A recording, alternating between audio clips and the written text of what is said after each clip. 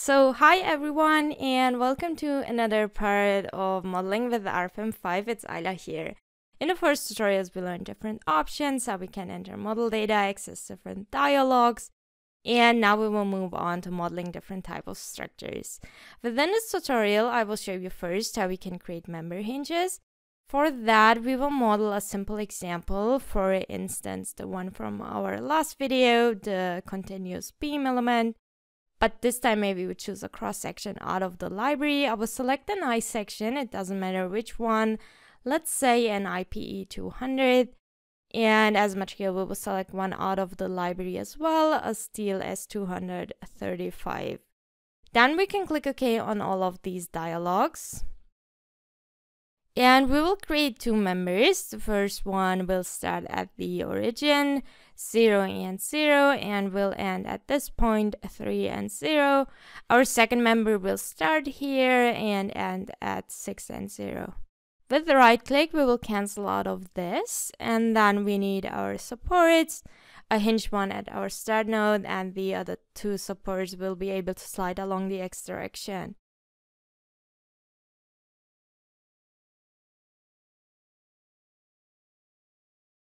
So now how we can define and insert member hinges for those members. Again, we have more than one option to access the dialog. For that, we can do that directly using the project navigator, or alternatively, we could also use the tables down here. I will choose the project navigator, and as usual to add and create new elements, we do that with the right click, in our case on member hinges, and then with selecting new member hinge, a new dialog will appear. By creating a new member hinge, we can see here that we would have 6 degrees of freedom if we had a 3D type. Since I've defined a 2D type back in the general data, we have only 3 degrees of freedom, 2 for translation and 1 for rotation. We can fully fix or fully release these. In our example, we want to release the moment. For that, we will click here and release the rotation around the y-axis. Next, we can find partial fixities. If we don't have a fully fixed one, we could specify these with entering a spring constant, but for our example, we don't need that right now. So we can click OK to close this dialog. Now that we have defined our member hinge, we can see it here in the project navigator, and we can assign it to a member now. With a double click, we can open the edit member dialog. Let's say we choose our first member, and then we can manually apply member hinges from this drop down menu here, and we can find the member hinge that we've just created. What we could do in general is also to change the member type. A beam type, what we have here right now, is defined as a fully fixed member without any member hinges. And with changing the member type, for example, to a truss, the moment is automatically released, since a truss is defined in the program as a member with member hinges on its member ends, and this is also why we cannot enter down here additional hinges. Just as a hint for you, we are going to use the hinge that we've defined. For that, back to the section member hinge, and for this example, let's say we'd like to apply a hinge at the middle support, and this will be the member end of our first element. Next, we'll click OK, and then you see the member hinge is displayed as a white point here.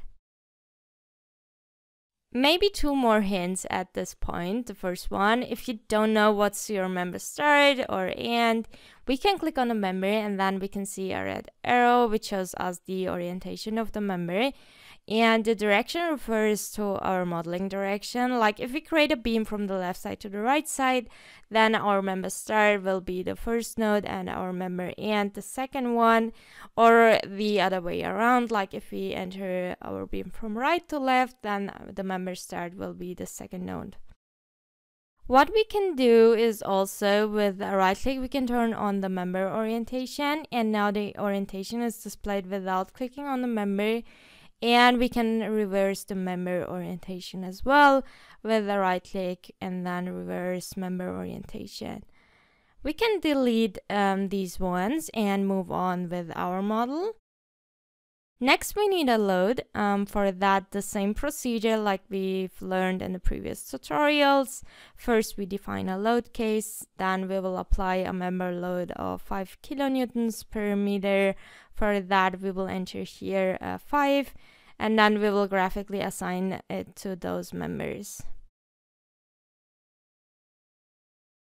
So now, before we calculate our system with a hinge, I'd like to copy our model in order to show you the results and to compare them, like the results with a member hinge and without one. For that, we will select our beams, including our loads and supports. Then we can find up here move and copy. We make sure that the number of copies is 1. Then we can select graphically where we'd like to insert it, like from the origin down here to 3 and 0. Then we double click on the first member of our second model and we will delete the member hinge.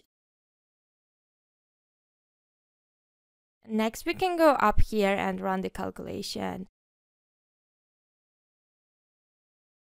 As you can see now, the moment at our hinge is 0 like it should be, and down here, of course, we have a negative moment. So this was our 4th tutorial, and in the next tutorial we will learn how to model different types of frames. And again, thank you for watching, and if you have any questions you can write in the comments below, or you can also visit our website dlubal.com. And if you like this video, don't forget to like and subscribe.